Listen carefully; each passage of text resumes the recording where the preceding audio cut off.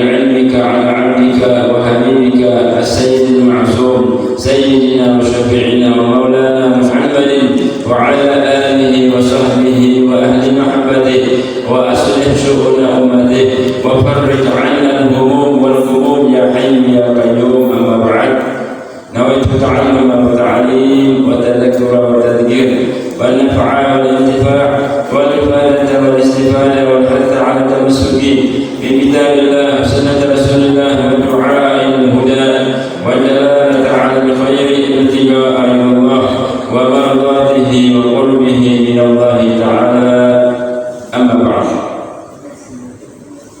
ورضي الله عنكم.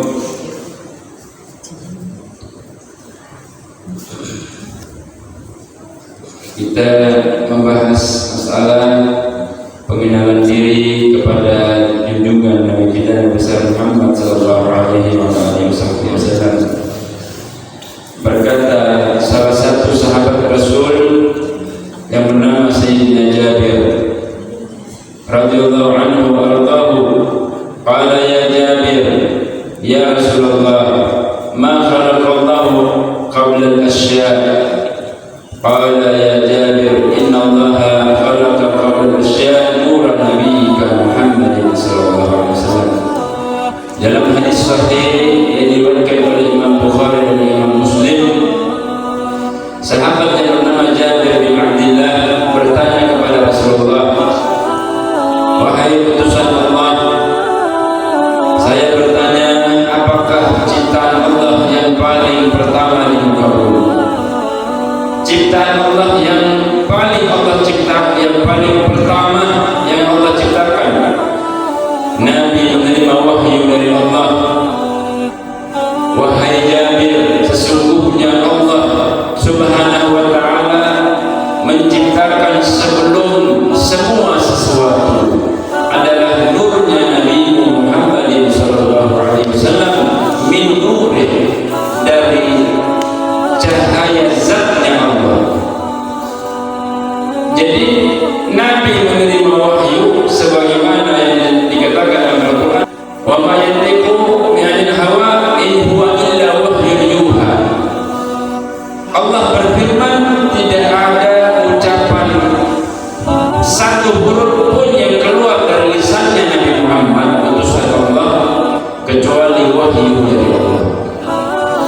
Marahnya Nabi berkata wahyu dari Allah.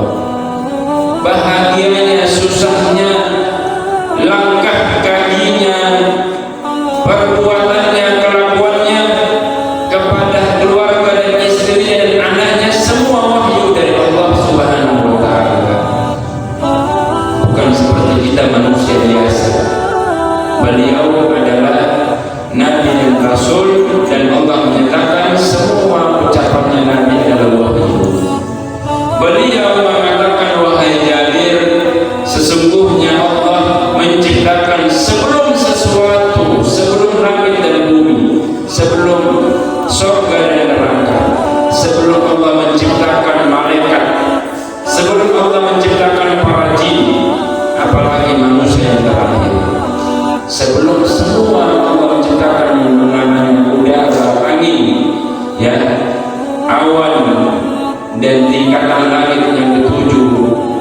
Sebelum arsy diciptakan oleh Allah, Allah menciptakan yang paling pertama adalah cahaya Nabi Muhammad.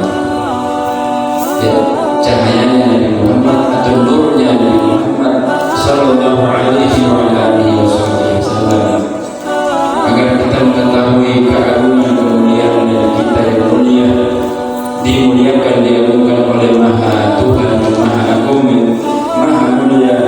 Dalam hadis Nabi an Anas bin Malik radhiyallahu anhu annahu qala Rasulullah sallallahu alaihi wasallam, ana awwalun nasi khurujan idza bu'ithu wa ana qaiduhum idza wafadu. Nabi bersabda, berkata dalam hadisnya, ya, saya adalah manusia yang paling pertama nanti dibangkitkan di hari kebangkitan. Ya, Nabi Adam diciptakan lebih dahulu manusia, tetapi Nabi Muhammad yang paling dibangkitkan di hari kebangkitan.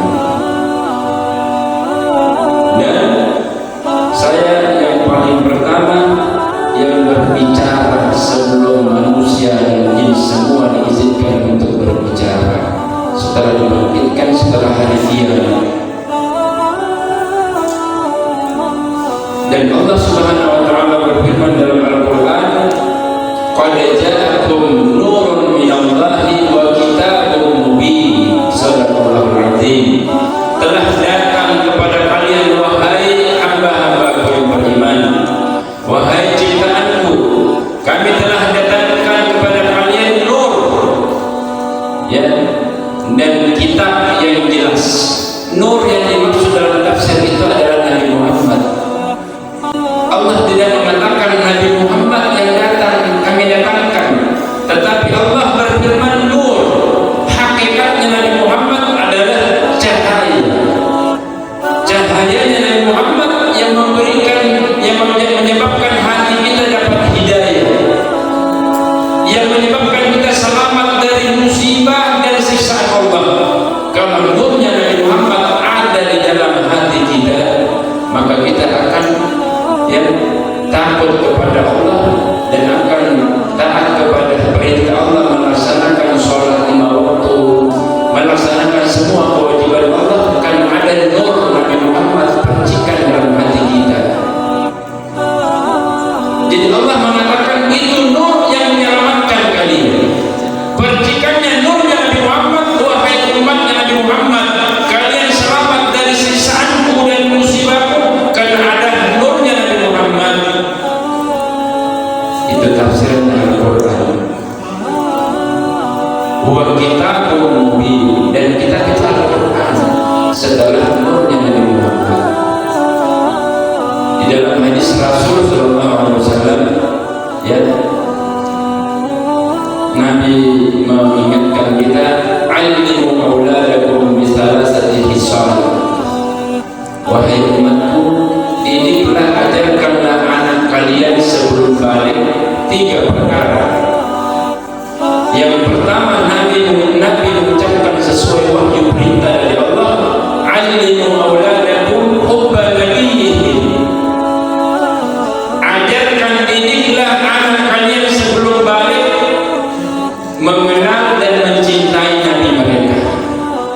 Setelah itu baru ajarkan qiraatul Quran nomor 2. Yang pertama, Nabi memerintahkan ajarkan didik anak kalian mengenal, mencintai Nabi-Nya Nabi Muhammad.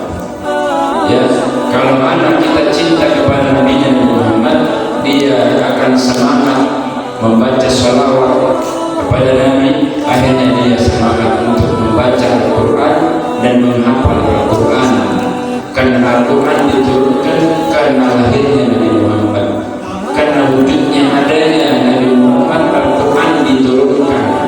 Kalau Nabi Muhammad tidak ada, Al-Quran tidak akan diturunkan di muka bumi. Ya, itu Al-Quran yang mengatakan dalam hadis. Ini hakikat. Ya, ilmu yang Allah sembunyikan, yang kadang Allah sebutkan dalam Al-Quran secara global, tetapi tafsirannya adalah tujuannya Nabi Muhammad, kekasih Allah. Ya, kalau seandainya Nabi Muhammad tidak ada, tidak dilahirkan di muka bumi, Al-Quran tidak akan diturunkan di muka bumi. Makanya Al-Quran disebut nomor 2. Yang pertama, nurun. Qad ja'akum nurun. Nur itu nurnya Nabi Muhammad. Baru kitabun mubin nomor 2. Al-Quran diturunkan secara jelas karena lahirnya adanya Nabi Muhammad. Akhirnya Allah turunkan Al-Quran. Sebagian orang yang menganggap bahwa yang lebih utama Al-Quran daripada Nabi Muhammad. Padahal ya, orang yang mengatakan begitu orang yang tidak tahu terima kasih, tidak berterima kasih atas jasanya Nabi Muhammad memperjuangkan agama Islam, agamanya Allah. Ya, dalam hadis dikatakan, man la yashkurin nas la yashkurillah. Siapa yang tidak tahu terima kasih kepada manusia, maka dia ketahuilah dia orang yang tidak tahu terima kasih kepada Allah. Kalau kita tidak pintar bersyukur, berterima kasih kepada Nabi Muhammad, maka kita diponis atau dinyatakan orang yang tidak tahu terima kasih bersyukur kepada Allah. Kadang orang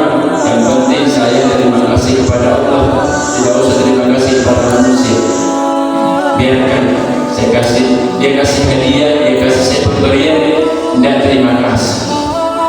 Tidak terima kasih kepada orang yang ngasih hadiah, yang berbuat baik kepada kita, seperti kedua orang tua. Contohnya, anak yang tidak tahu terima kasih kepada orang tuanya, berarti dia tidak bersyukur. Ya, dia sudah disekolahi dari kecil sampai besar, sampai berhasil, dapat pekerjaan baik, penghasilan sudah sukses. Ya, orang tuanya di kampung tidak pernah dihubungi, tidak pernah didatangi. Ya, tidak pernah diberikan hadiah. Ya, tidak pernah diberikan pemberian sebagai tanda bersyukur terima kasih kepada orang tua. Kalau dipanggil anaknya pulang, sekali-sekali dia bilang saya sibuk. Tandanya anak ini tidak tahu terima kasih, tidak tahu bersyukur kepada kedua orang tuanya. Orang tuanya sudah yang mengeluarkan biaya dari kecil, dari SD sampai sarjana, berapa pengeluaran, berapa kesusahan orang tuanya. Setelah sukses lupa orang tua. Berarti anak itu tidak tahu terima kasih. Anak itu durhaka, tidak bersyukur kepada manusia orang tuanya. Orang yang seperti ini yang tidak bersyukur berterima kasih pada Rasulullah Sallallahu Alaihi Wasallam.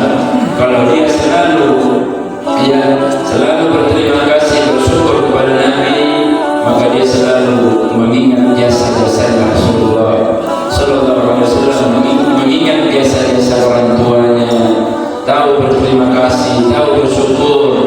Akhirnya Allah Subhanahu Wa Taala yang mengatakan kepada kita hambanya, kita ini umatnya siapa? Umatnya Nabi Muhammad. Allah mewajibkan setiap tasahud terakhir kita sholat wajib atau sunnah, wajib bersalawat kepada Nabi Muhammad.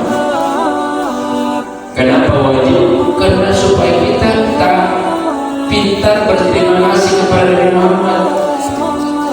Coba kita di saat tasahud terakhir itu ada kan terakhir sholawat Allahumma sholli ala Muhammad pada Nabi Muhammad. Kita tinggalkan, kita tidak baca, sholat kita ditolak, disia-siakan, tidak diterima oleh Allah Subhanahu Wa Taala. Itu hadis Rasul Sallallahu Alaihi Wasallam. Dalam Al-Quran juga disebutkan wajib bersalawat kepada Nabi Muhammad di tasahud terakhir.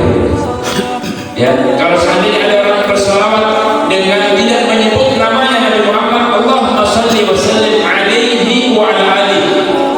Ya Allah, berikanlah hormat dan salawat salam kepadanya. Itu artinya tadi. Dan keluarganya tidak disebut namanya Nabi Muhammad, masih tidak diterima salat. Ya, harus wajib disebut namanya baru diangkat, itu ibadah kita. Ya, kewajiban bersalawat kepada beliau agar kita dipaksa untuk terima kasih, bersyukur kepada Nabi Muhammad atas jasa-jasanya dia. Dulu di zamannya Rasulullah, Nabi itu mau dibunuh setiap hari karena dia mentauhidkan Allah dengan sahabatnya. Di sekelilingnya menyembah patung. Nabi Muhammad yang ditawarkan oleh orang kafir, wahai Muhammad, kamu tinggalkan dakwamu untuk mengesahkan Allah. Kamu minta apa? Minta kerajaan, minta kekayaan, minta wanita yang paling cantik, kami berikan kamu. Yang penting kamu tinggalkan dakwamu. Itu tawarannya orang kafir yang paling kaya di zaman Rasulullah. Wahai Muhammad, tinggalkan dakwamu, mengesahkan Allah, melarang orang menyembah patung. Penyembah patung itu menyembah Allah juga, tetapi mereka menyembah patung juga, menyekutukan Allah, musyrik. Nabi berdakwah, mengajak orang untuk meninggalkan menyembah selain Allah. Ditawarkan kekayaan, kedudukan, semua harta kekayaan, Nabi menolak. Nabi menjawab sesuai wahyu Allah. Ya, kalau seandainya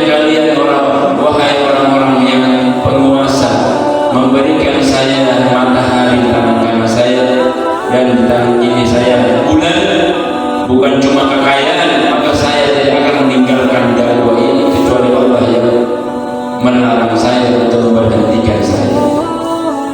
Bukan cuma harta ya, matahari, semua kekayaan dunia kalian berikan kepada saya tidak akan meninggalkan. Akhirnya orang kafir setiap hari mengganggu Nabi, melempar Nabi, ya, beliau ada dilempar kepalanya berdarah, beliau sabar, beliau dicaci maki, difitnah, semua setiap hari bertubi-tubi siksaannya, cobaannya, ujiannya, tetap beliau bertahan sabar melanjutkan ya perjuangan menegakkan agama Allah, agama Islam, sampai Allah berfirman dalam Al-Quran, inna fatahna laka fathan mubina.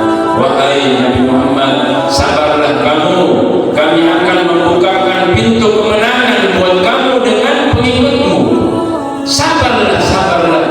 Tetapi di tengah perjalanannya sahabatnya ada yang ditangkap, ada yang ditangkap satu persatu, disiksa oleh orang kafir dan dipaksa untuk kembali menyembah patung. Tetapi sahabat tetap mempertahankan agamanya, tidak kembali menyembah patung, tetap mencintai Rasulullah SAW. Kenapa sahabat tidak keluar dari Islam atau murtad?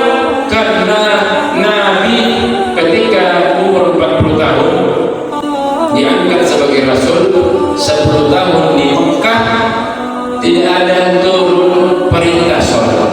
10 tahun sahabat dengan Nabi belum sholat 5 waktu, belum ada perintah. 10 tahun di Mekah sebelum hijrah ke Madinah, Nabi diwahyukan untuk mendidik, mengajar sahabat mengenal kepada Allah dan Rasulnya, mencintai kepada Allah dan Rasulnya, ya, pendekatan diri kepada Allah dan Rasulnya dengan ya segala sifat-sifatnya Allah dan Rasulnya. Akhirnya sahabat ya namanya cinta kepada Rasulullah mendarah daging. Ya, tidak ada. Mereka salah satu sahabat Nabi Sayyidina Umar ditanya oleh Rasulullah, wahai Umar, kaifa asbahta? Wahai Umar, bagaimana kamu bangun pagi hari ini?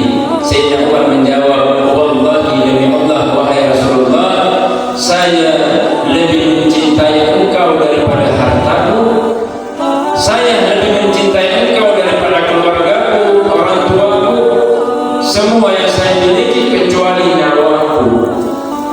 Nabi menjawab, belum sempurna imanmu wahai Umar. Besok hari Sayyidina Umar dapat hidayah, dia datang lagi menghadap kepada Rasulullah, ya Rasulullah, al-an, sekarang saya sudah mendapat hidayah dari Allah bahwa demi Allah saya lebih mencintai engkau daripada nyawaku sendiri. Saya rela mengorbankan nyawaku untuk membela engkau. Nabi menerima wahyu dari Allah, al-an kamula imanuka ya Umar, sekarang baru sempurna imanmu wahai Umar. Ya, berarti ukuran iman seseorang umatnya Nabi Muhammad dilihat dari cintanya kepada Rasulullah, bukan dengan banyaknya sholat tahajud, bukan dengan banyaknya puasa sunnah, ya, atau ibadah, tetapi dilihat dari hati yang mencintai kepada Allah dan Rasulnya.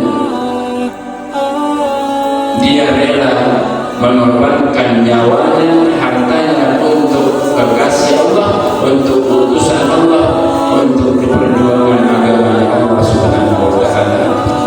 Ya, para ulama mengatakan, salah satu Sayyidina Ja'far As-Shadiq radhiyallahu anhu berkata, ad-dinu kullul mahabbah. Agama Islam ini hakikatnya adalah cinta, ya, cinta kepada Allah dan Rasulnya. Ada cerita di zaman Rasulullah, ada salah satu sahabat yang namanya Nu'aim. Sahabat yang bernama Nu'aim ini dia luar biasa cinta kepada Rasulullah, selalu memperhatikan Nabi kalau berjalan, ya, selalu membantu Nabi. Tetapi kadang karena dia baru masuk Islam, sebelum masuk Islam dia hobinya minum atau mabuk.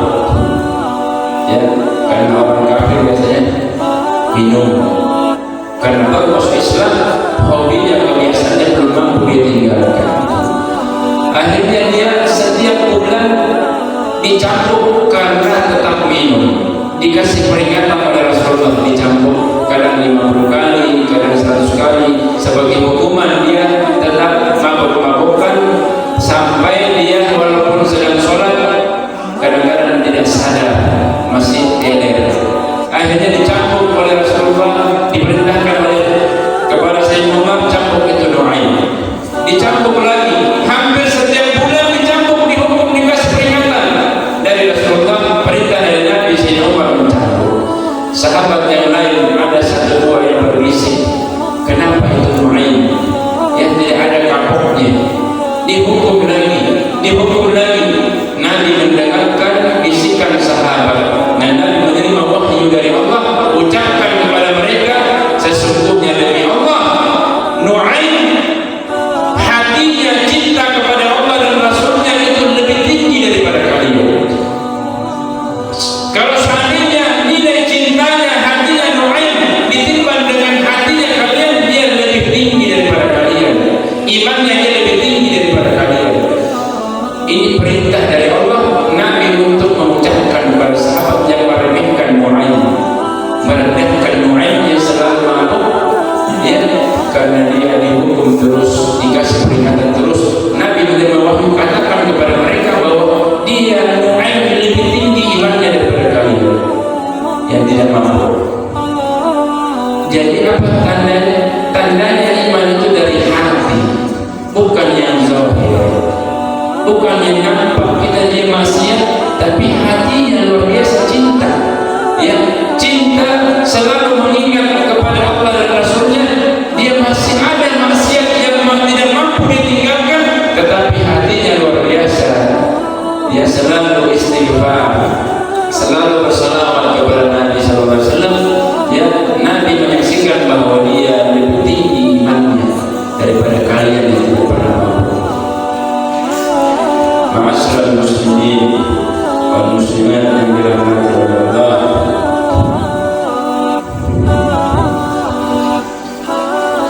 Nabi berkata dalam hadisnya, wa ana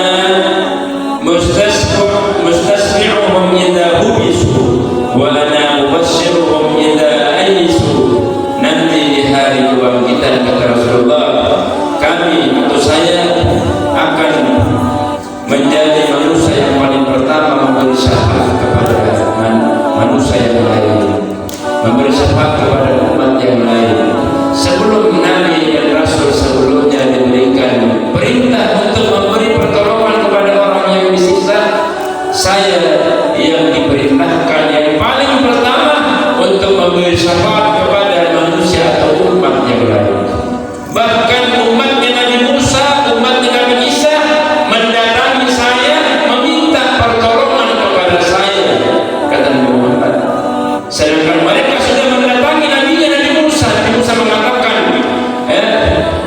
sekarang nafsi-nafsi, sekarang sendiri-sendiri, ya, saya tidak bisa memberi pertolongan kepada orang lain.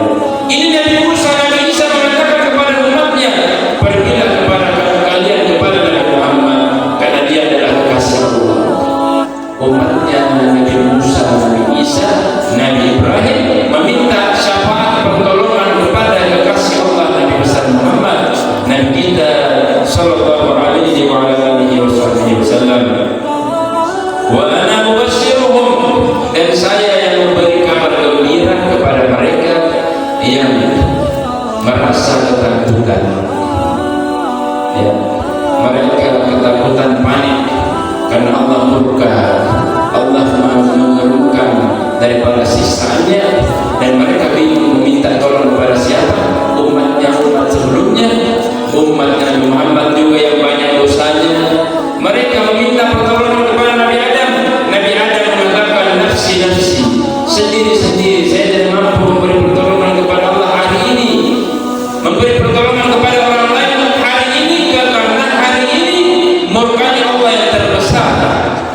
Pergilah kalian kepada Nabi Nuh, umat semua kepada Nabi Nuh. Nabi Nuh mengatakan, ya, hari ini saya tidak mampu memberikan syafaat, mungkin besok atau lusa, karena hari ini yang khusus ada cuma satu orang yang diberikan izin untuk memberi syafaat.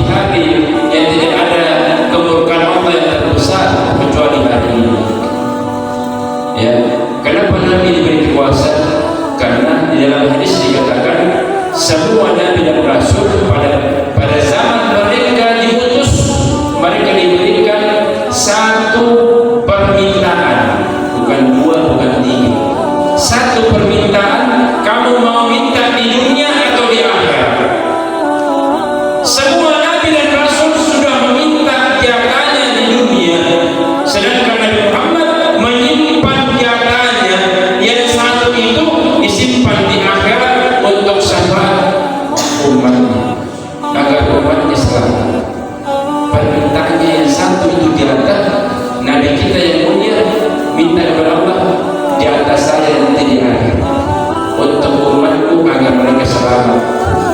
Saya memberi syafaat kepada mereka, itu di atas saya mau simpan di akhirat, saya mau minta di dunia. Sedangkan Nabi dan Rasul dari Nabi Adam sampai Nabi Isa, para Rasul semua para Nabi jumlahnya 124 jumlah para Nabi. Yang kita tidak tahu, yang kita wajib tahu cuma 25 ya. Jumlah para Nabi 124.000.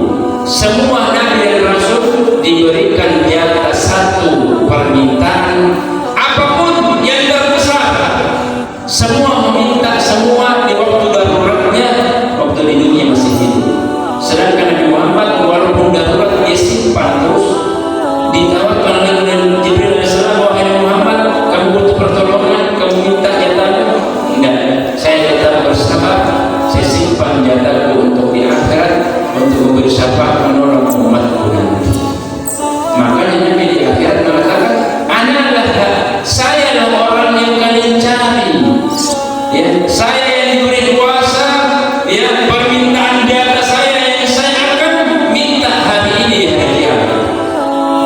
Akhirnya umatnya yang banyak dosa ya, yang merasa panik ketakutan menjadi gembira ya, diberi pertolongan oleh Nabi. Semuanya yang masih ada cinta kepada Nabi, yang pernah bersolawat kepada Nabi Muhammad, itu adalah akan mendapatkan syafaat yang dari Rasulullah SAW. Syafaat ummati li ahli kabair ya, syafaatku untuk umatku yang pernah melakukan dosa besar di dunia.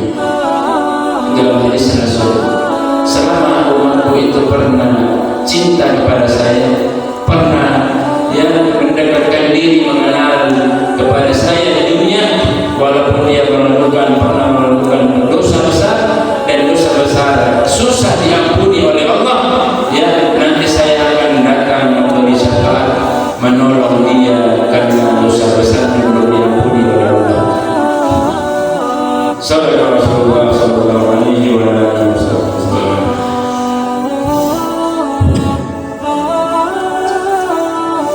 Al-karamatu wal mafatihu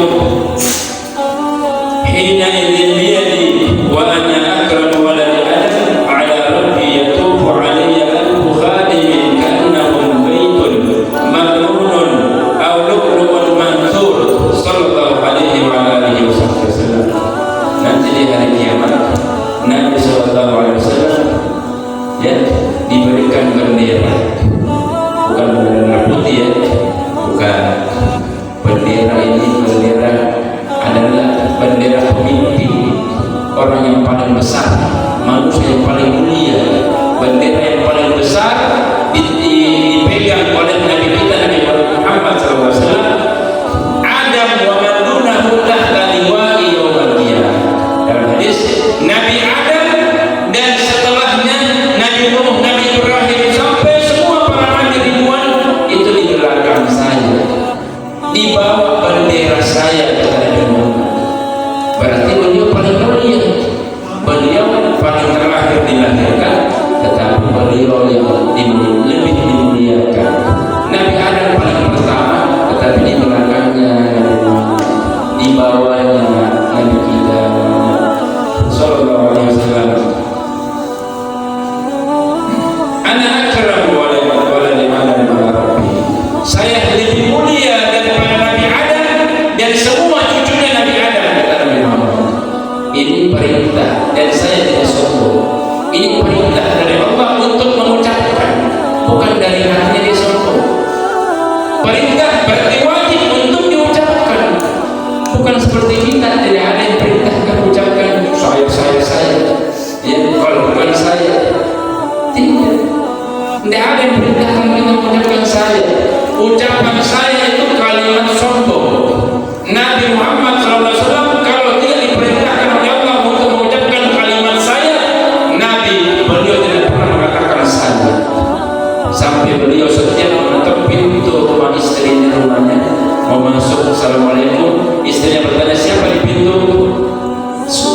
Muhammad suamimu. Beliau tidak mengatakan, tidak pernah seumur hidup mengatakan saya suamimu, tidak pernah mengatakan saya, kecuali wahyu perintah dari Allah Subhanahu wa taala.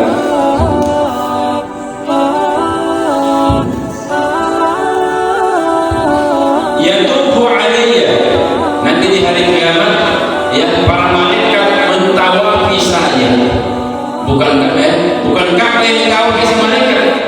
Nabi Muhammad ditawafi oleh 1000 malaikat. Jadi beliau ditawafi putari seperti Ka'bah 7 kali.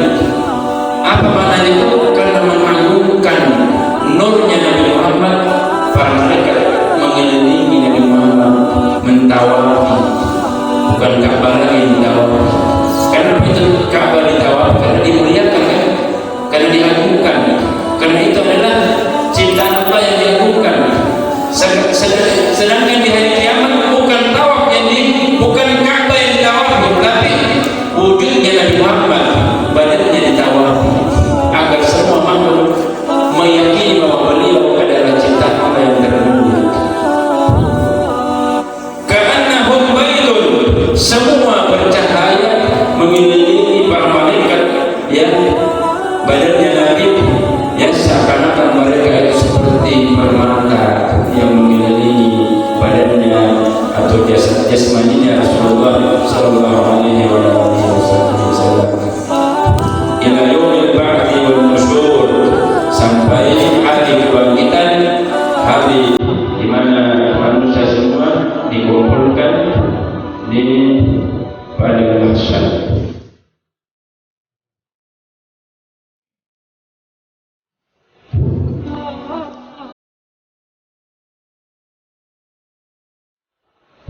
Dalam hadis Nabi mengatakan, ana akramul awwalin wal akhirin ala rabbi wa la fakhr. Saya adalah manusia yang termulia dari manusia yang paling pertama sampai manusia yang paling terakhir dilahirkan atas ciptaan Tuhanku Allah, dan saya tidak sombong, saya tidak bangga. Wa ana sayyid waladi Adam yaumal qiyamah wa la fakhr. Saya memimpin semua anak cucu Adam di hari kiamat, dan saya tidak bangga. Wa ana awwal man tashaqqu anhu al-ardh, dan saya adalah manusia yang paling pertama dibangkitkan di muka bumi setelah hari kiamat, dibangkitkan lagi dari kuburan. Saya adalah pertama, yang paling pertama dibangunkan dan yang paling pertama diizinkan untuk berbicara. Wa awwal syafi'in wa awwal musyaffa'in wa rusuluhu wa huwa haqiqatun nabi wa rasulullah yang ta'allaqu biha syahirun fala nutil. Ya,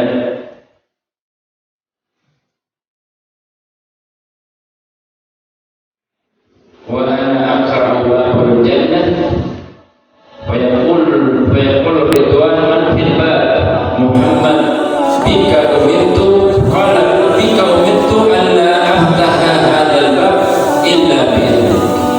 Dan saya mendatangi pintu gerbang surga, di depannya itu para nabi dan rasul menunggu dibuka pintu surga. Nabi Muhammad mengatakan, saya yang mengetuk pintu gerbang surga. Malaikat Ridwan di dalam bertanya, siapa di pintu? Nabi mengatakan, qala Muhammad. Ya, suaranya Nabi Muhammad tidak ada samanya. Malaikat Ridwan dan semua para malaikat mengenal bagaimana suara lembutnya Nabi Muhammad. Ya, malaikat Ridwan berkata, bika umirtu, dengan engkau saya diperintahkan, dan semua para malaikat diperintahkan tidak boleh membuka pintu gerbang surga kecuali dengan perintah. Ya, ini hadis sahih.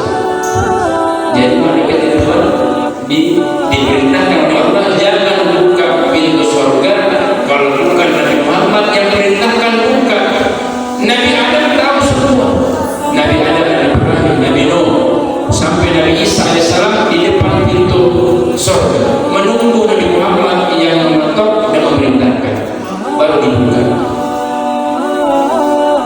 Semua nabi dan para rasul sudah tahu kuasanya beliau, dan keagungannya beliau, kedudukannya beliau di sisi Allah Subhanahu wa Ta'ala.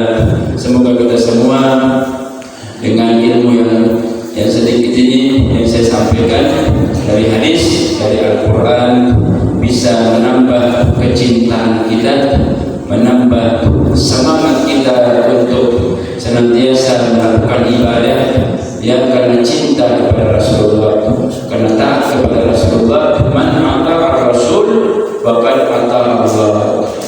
Dalam Al-Quran, siapa yang taat kepada Nabi, Rasul Nabi Muhammad, Nabinya, maka sungguh dia pasti otomatis taat kepada Allah Subhanahu wa Ta'ala. Itulah firman-Nya Allah. Kita senantiasa beribadah, kita niatkan karena mendekatkan diri kepada Nabi Muhammad, mengharap ridhonya Nabi kita, mengharap pendekatan diri kepada Nabi, cinta kepada Nabi, dan niat untuk menyenangkan hatinya Nabi kekasih Allah. Maka Allah akan menyenangkan hati kita, akan membahagiakan kita, karena kita beribadah, bersolawat, ingin menyenangkan hati kekasihnya. Maka Allah berjanji akan menyenangkan hati kita di dunia, dan tidak menyedihkan hati kita di dunia, di alam barzakh, dan di akhirat, di surga Allah Subhanahu wa Ta'ala. Amin. Amin Allahumma amin. Wabillahi taufiq wal hidayah wal hidayah.